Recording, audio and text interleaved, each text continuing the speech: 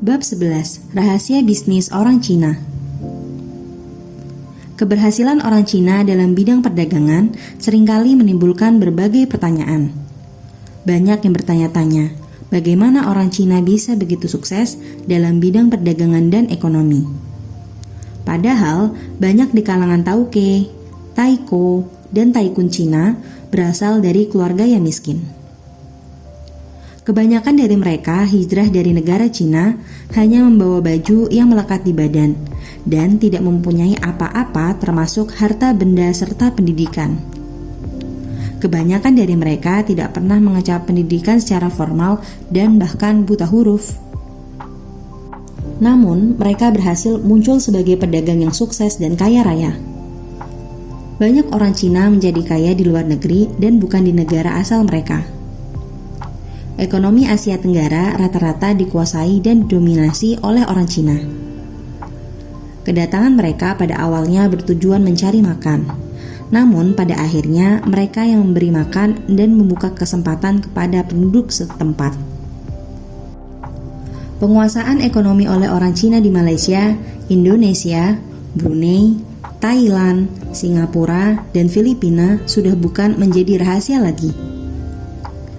Dominasi mereka dalam ekonomi di negara-negara tersebut sering menimbulkan perasaan tidak puas hati di kalangan pribumi. Kehadiran orang Cina membuat iri hati dan dicurigai. Dalam kebanyakan kasus, orang Cina seringkali disalahkan sebagai penyebab kemiskinan, kemunduran, dan kemelaratan bangsa-bangsa lain. Hal ini tidak seharusnya terjadi, karena hal ini tidak memberikan gambaran yang benar tentang orang Cina. Baik disadari ataupun tidak, orang Cina tidak menjadi kaya dan menguasai ekonomi dalam sekejap mata. Proses ini memakan waktu yang panjang dan terjadi secara evolusi selama bertahun-tahun. Orang Cina mulai dari bawah. Dari yang tadinya tidak mempunyai apa-apa, akhirnya menjadi orang terkaya dan berhasil. Semuanya itu tidak diperoleh secara magic seperti sulap. Tidak ada magic dalam keberhasilan perdagangan orang Cina. Mereka seperti bangsa-bangsa lain juga, mau tidak mau ikut berusaha dan bersaing. Mereka menahan diri untuk tidak tidur dan berhemat.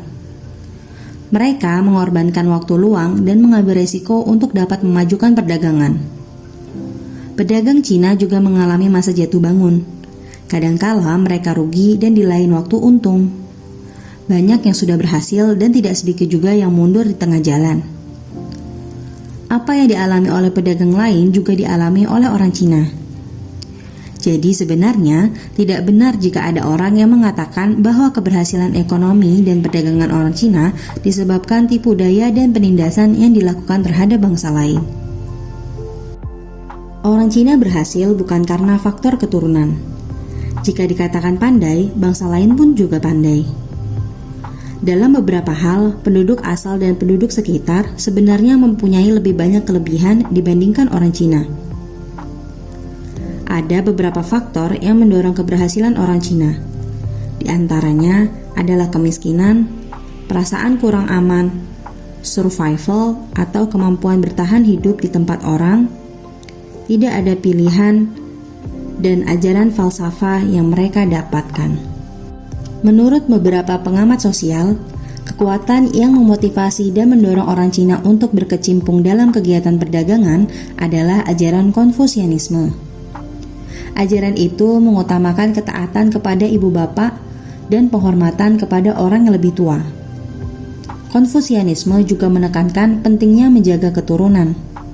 Untuk mempertahankan keturunan, orang Cina disarankan memiliki keturunan anak laki-laki.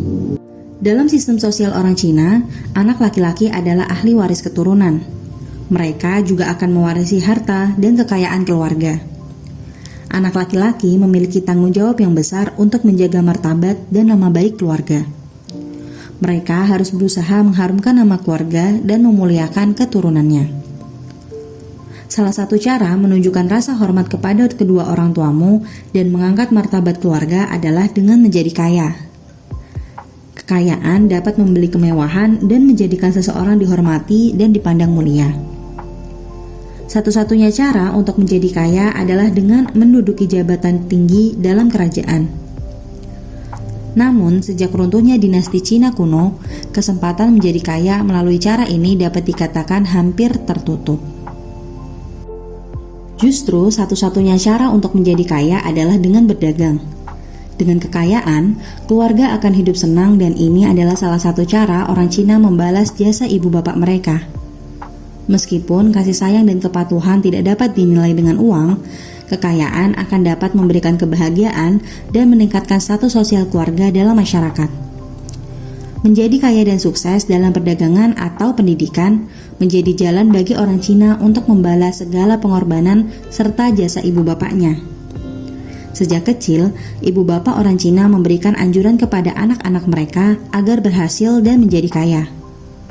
Mereka menanamkan minat berdagang dengan harapan anak-anak mereka dapat hidup mandiri. Orang Cina tidak suka mendapat gaji. Golongan yang mendapat gaji tidak memiliki kedudukan sosial yang tinggi dalam masyarakat. Orang Cina dianjurkan berdagang meskipun hanya kecil-kecilan. Pendapatannya mungkin lebih kecil dibandingkan mereka yang mendapat gaji, tetapi akan dianggap lebih baik dibandingkan bekerja pada orang lain. Berdagang sendiri berarti seseorang dapat menjadi bos dan tuan. Bekerja dengan orang sampai kapanpun akan dianggap sebagai kuli.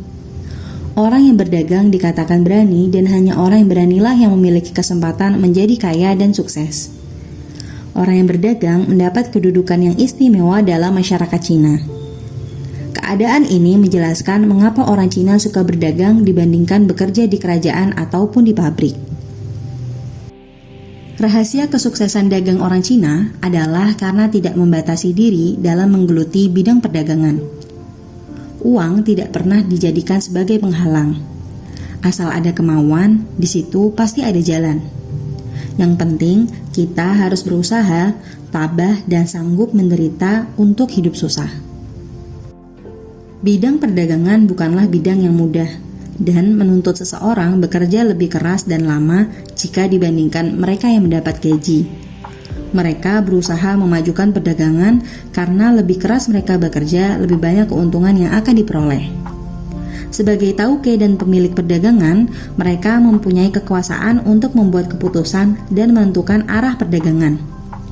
Untung dinikmati sendiri, jika rugi akan menanggung segala akibatnya. Jika untung, keluarga juga akan ikut senang. Jika rugi, mereka dapat mencoba lagi.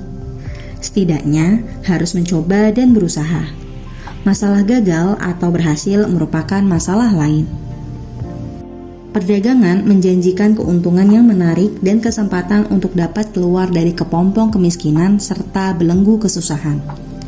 Tidak ada rahasia dalam perdagangan orang Cina, kecuali berani mencoba dan berbuat. Apalagi berbuat, hendaklah sampai berhasil dan jangan hanya bersikap hangat-hangat tai ayam.